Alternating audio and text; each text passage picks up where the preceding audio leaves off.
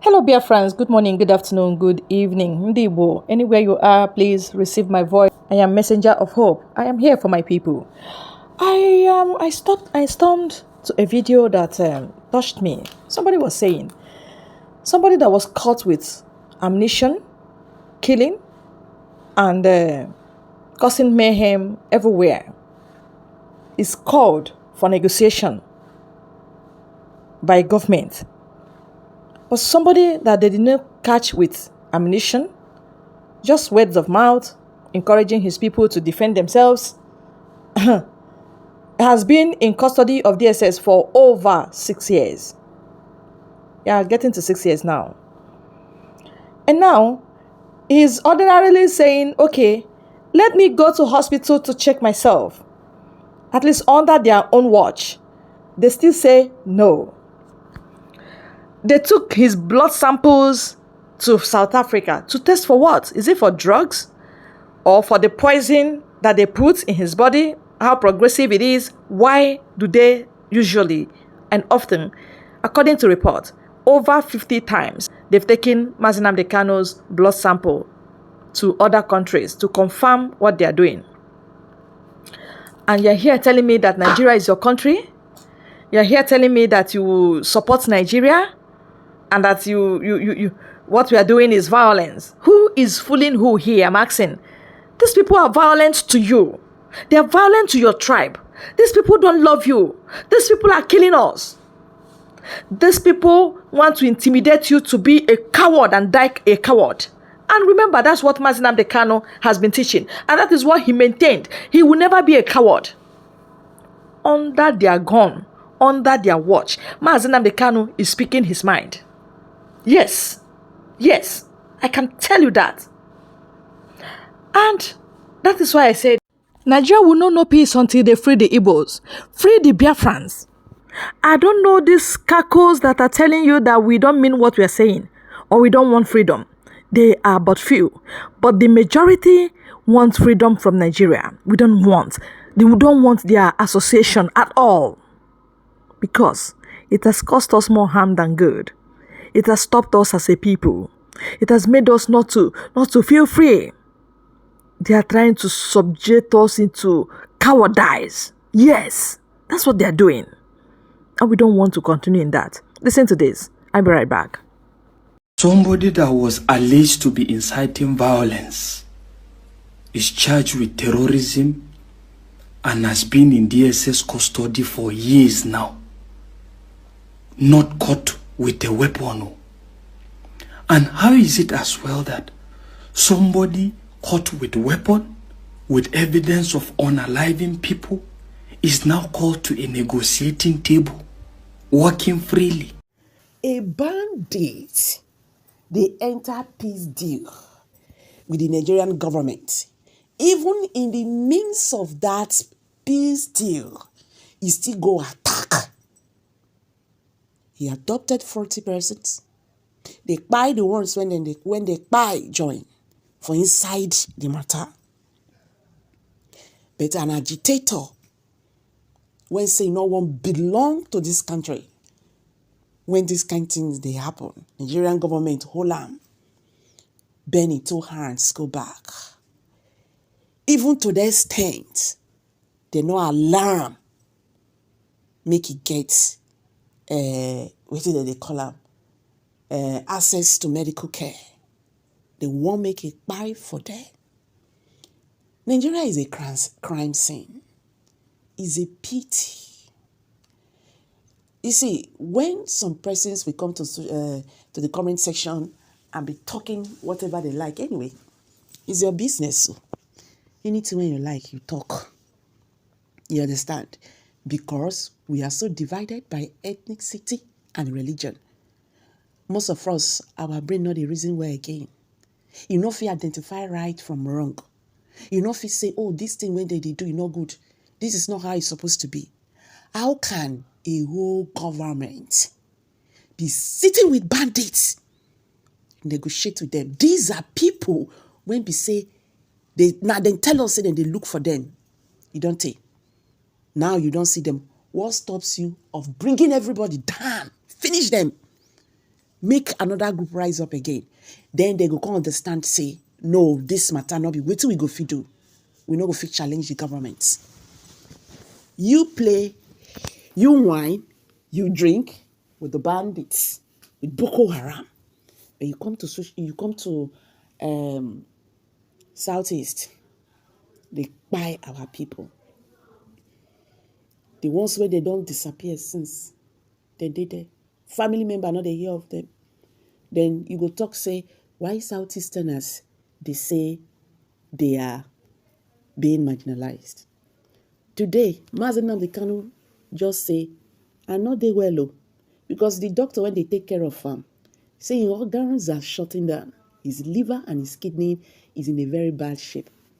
And now we don't even hear carry say he might have been poisoned in the DSS custody. Because what he's facing right now, you not get them before they bring him, they kidnap and come. So, how manage? How come? How come? The Nigerian government is petting bad belly Jagoda people. Can't say, those people won't say, they don't want to stay for this country because they are not being treated as part of the country. Can't take them as enemy. Make una even hear the message when Nnamdi Kanu don't send to the world. If anything happened to her because of what is going on right now, I'll be right back. Okay, good afternoon, lovers of freedom. Today is the 17th day of September 2025. We just came out from a visit to Nnamdi Kanu, who is in solitary confinement at the DSS. We had a meeting with him a short while ago, and this is the message he has sent, or he has asked us to send out to the world concerning the status of his health. This is Nnamdi Kanu talking. The SSS, through their doctor, who was brought to replace another more competent doctor that actually discovered that he has a very dangerously low potassium in his bloodstream that can trigger heart failure at any time. This doctor, who is of DSS, is fully aware of the seriousness of the potassium depletion in his blood system. And yet, the DSS took samples of his blood system, his blood samples, to South Africa for analysis. The South African authority, after analyzing the blood sample, queried why the depletion of potassium in his body. The lab people in South Africa could not give any reason for the depletion of potassium in his system. The DSS facility here has also not been able to show or give reason why the depletion in potassium is consistent and persistent in his blood system. And the question Nnamdi Kanu is asking is, if there is nothing wrong with him, then what is the reason for the taking of blood samples from him for almost over 50 times? Why the consistent drawing of his blood in the name of going for analysis for more than 50 times? Why is it that his potassium continues to deplete despite all the medication that the DSS have been giving to him? To Nnamdi Kanu, we strongly believe that the medicines given to him by the State Security Service and medical department is of no effect whatsoever.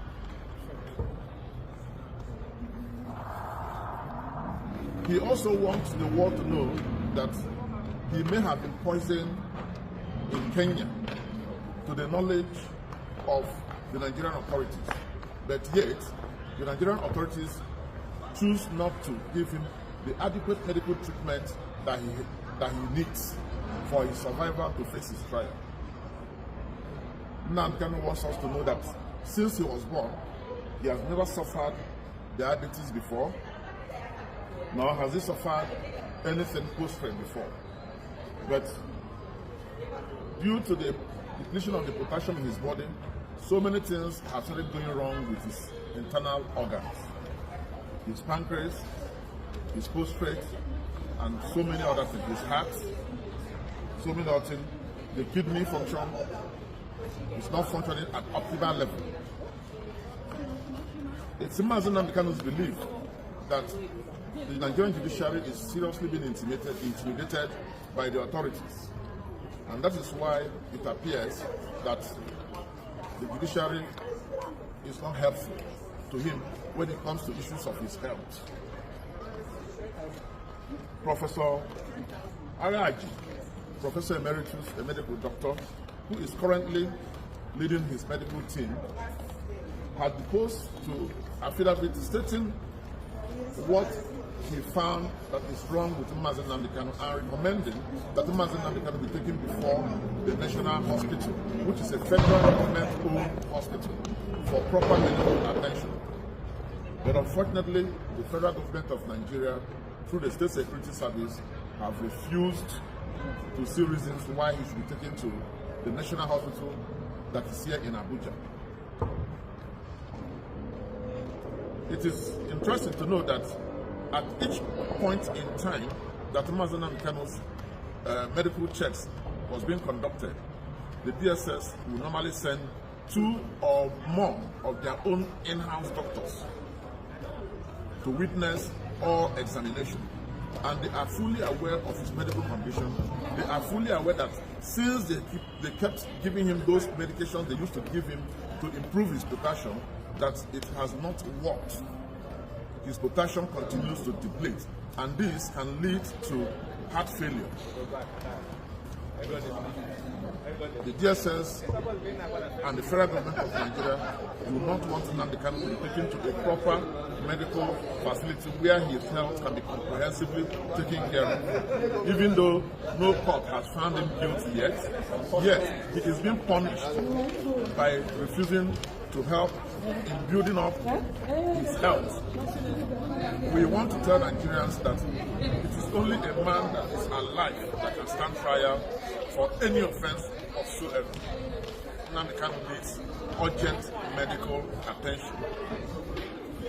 May I use this opportunity to also state that Nnamdi Kanu does not want to be discharged on sympathetic grounds. He does not want to be discharged on sympathetic ground. He wants to come out from this case with all the facts laid bare to the general public.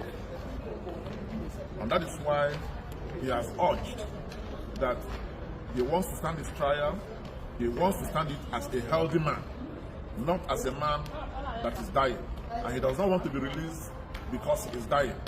He wants his health to be properly taken care of. And we are also saying, if the federal government does not want to take care of his health, probably because of the cost, Nnamdi Kanu and his supporters are offering to foot the bill of his medical health, provided we will be allowed to have proper medical attention. And we have also suggested that we have chosen, and Nnamdi Kanu has approved, that he does not mind using the National Hospital, which is owned by the federal government and in the heart of the FCT also. Thank you very much. God bless us. All right, here comes the end of this very whole thing here, the video. I want you to please like, share, and comment. Thank you.